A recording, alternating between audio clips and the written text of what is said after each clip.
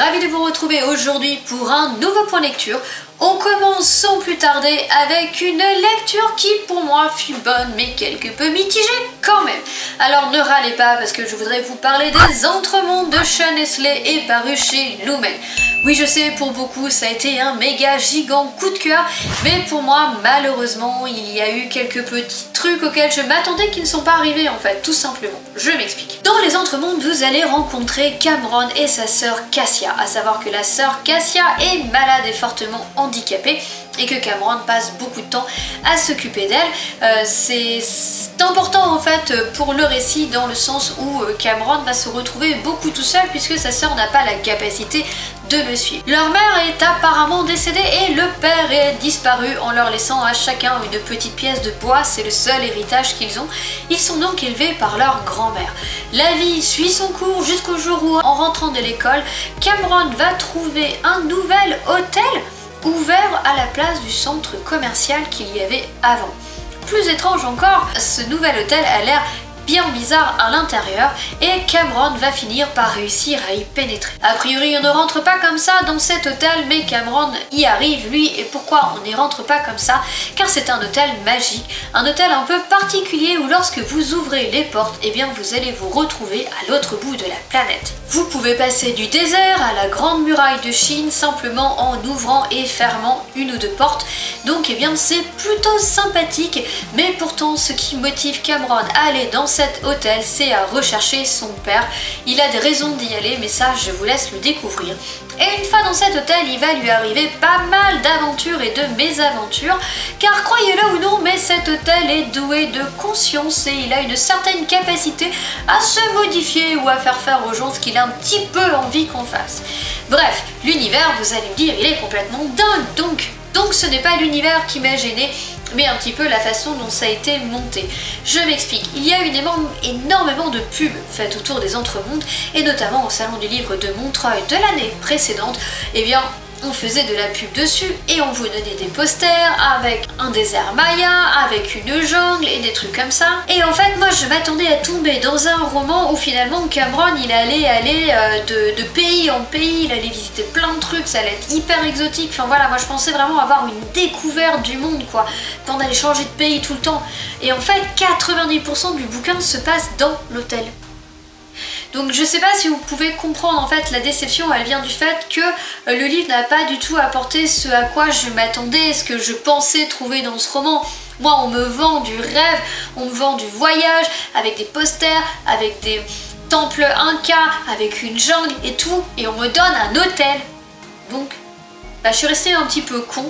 Ceci étant, si j'enlève ce côté un petit peu où je m'attendais à finir dans d'autres pays, je dois dire que l'univers il est complètement cinglé, j'ai adoré, c'est vraiment très bien ficelé, ça il faut pas se le cacher, c'est un très bon roman et outre ma déception de passer trop de temps dans l'hôtel, il faut quand même le reconnaître, c'est un très bon livre et j'ai quand même passé un bon moment. Les personnages sont plutôt sympathiques, ils sont bien travaillés et ils sont agréables. La plume est facile à suivre et l'ensemble est plutôt cohérent. Il faut le noter, l'univers qu'a créé Sean Nestlé est vraiment excellent. Cet hôtel et tout ce qu'il y a autour, j'ai pas envie de vous en dire trop, tout est bien ficelé. L'intérieur de l'hôtel est bien ficelé, la façon dont il marche est bien ficelé, la façon dont les gens, pourquoi les gens bossent pour lui, etc. Tout est extrêmement bien ficelé, c'est un univers qui se tient, c'est un univers qui est travaillé et c'est un univers qui m'a plu malgré ma grosse déception de ne pas sortir plus à l'extérieur dans les autres pays. C'est moins exotique que ce que je croyais. Mais bon, donc ne vous attendez pas à voyager à droite à gauche avec les Entremondes, ce n'est pas le cas, vous allez surtout rester dans l'hôtel, donc c'est plutôt l'Entremonde que les Entremondes, mais n'hésitez pas à tenter l'aventure. On enchaîne avec un livre qui lui ne m'a absolument pas déçu puisqu'il s'agit du deuxième tome de Nevermoor, le Wanderer, écrit par Jessica Townsend et paru aux éditions Pocket Jeunesse. On retrouve ici Morrigan Crow qui a vaincu sa malédiction, qui a été accepté au sein de son école et qui peut rester donc dans cet étrange monde de Nevermoor et intégrer l'école de Wundrus, une espèce d'école pour les élites. Seulement évidemment tout ne va pas super bien se passer puisque le Wanderer maléfique a décidé décidé de rentrer en scène et d'essayer d'accaparer un petit peu Morrigan Crow. Et puis pour ne rien arranger, eh bien les membres de la société Wondreuse vont se mettre à disparaître les uns après les autres et évidemment les soupçons vont se porter tout droit sur Morrigan. Donc elle a vaincu la malédiction, c'est pas pour ça qu'elle est sortie des emmerdes. C'est un deuxième tome que j'ai tout autant apprécié que le premier. On ne s'y ennuie pas et il y a beaucoup d'action, il y a une véritable histoire, l'histoire continue et ça me fait extrêmement plaisir de retrouver Morrigan et ses amis et Jupiter et le neveu de Jupiter, même Jack, etc. Ce sont des personnages qui sont vraiment bien travaillés. Enfin moi je trouve que l'auteur, elle leur donne une vraie personnalité. Ils sont pareil, Jupiter il est complètement loufoque, Jack est un peu spécial, son meilleur ami, je me souviens plus de son nom, son meilleur ami à Morrigan. Et Morrigan, malgré tout ce qu'elle se prend dans la gueule, elle reste toujours aussi gentille. Bref, c'est... Voilà, il y a un travail sur les personnages que j'aime toujours autant. C'est réellement un roman où je suis attachée à certains personnages, où j'en déteste d'autres. Et en fait, il se passe encore plein de choses pour Morrigan. C'est pas de tout repos. Je vais pas vous raconter l'histoire, bien évidemment. Mais sachez que je ne me suis pas ennuyée un quart de seconde dans cette suite. C'est toujours écrit avec ce même humour, mais ce même humour décalé. C'est toujours aussi dynamique, c'est toujours aussi bourré d'action. Et l'autrice a toujours une imagination débordante, c'est ce qui m'avait vraiment marqué dans le premier tome et c'est quelque chose que l'on continue à retrouver ici, c'est cette imagination débordante. Il se passe plein de choses, voilà, je me suis pas ennuyée un quart de seconde et j'ai pris extrêmement de plaisir à lire cette suite. Je voudrais ensuite vous parler d'un livre dont je vais massacrer le nom de l'auteur, mais c'est pas grave, il s'agit du tome 1 de Le Sorceleur par Andrzej Sapkowski ou quelque chose comme ça, je suis désolée. Donc en fait je n'avais jamais commencé Le Sorceleur et c'est vrai qu'avec la série qui sortait sur Netflix que j'avais envie de voir, je me suis dit quand même que ce serait pas mal de me faire la série de livres, au moins de commencer les livres avant, puisque j'ai lu 2 tomes, non 1 tome et demi, j'en suis au milieu du deuxième et j'ai déjà fini la première saison du Sorceleur. Ce qui est pas génial d'ailleurs parce qu'après je regardais la série et la seule chose que je voyais c'était les différences entre le bouquin et la série. Une fois quand vous lisez trop rapproché, c'est pas génial.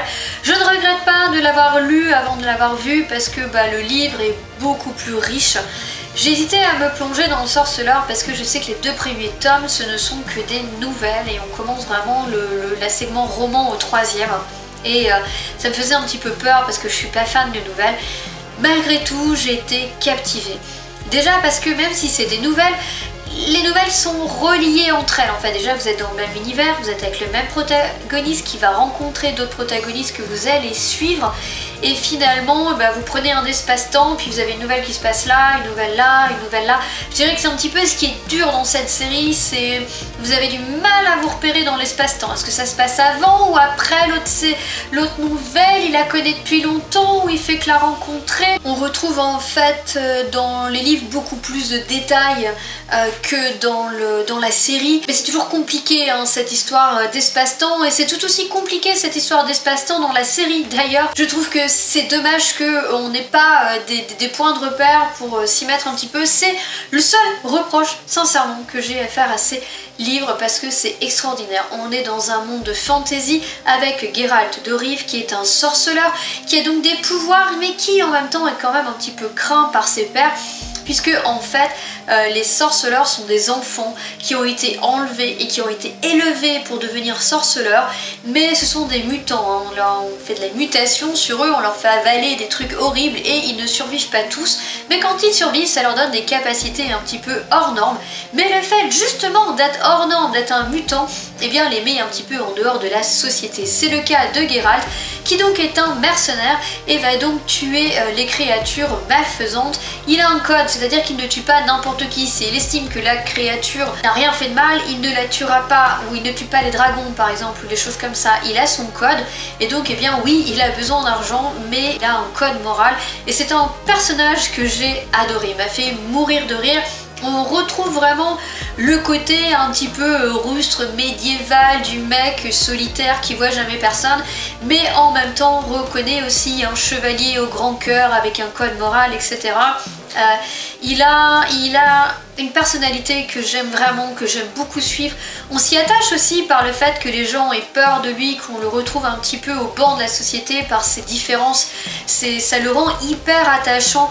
Il y a plein de choses qui rendent ce personnage attachant, son code moral, l'amitié qu'il va créer avec un barde du nom de Jaskier, une amitié qu'il a du mal à reconnaître, mais voilà, c'est vraiment son ami, l'amour qu'il va se déclarer pour Yennefer, une magicienne qui n'est pas toute blanche, hein. La nana, il faut quand même réussir un petit peu à la suivre, elle a quand même pas trop de cœur, mais on sent que c'est peut-être un petit peu différent avec Geralt. Bref, on a des personnages ici qui sont l'opposé du manichéen. Geralt a des défauts, il a des qualités. Jaskier a des défauts, il a des qualités. Jaskier, c'est un coureur de jupons. Yennefer, elle est capable du pire. Et d'ailleurs, c'est un personnage avec lequel j'ai beaucoup plus de mal à accrocher. J'ai du mal à trouver, en fait, à lui trouver des excuses, à lui trouver des qualités, malgré le fait qu'elle ait vécu des trucs pas glauques.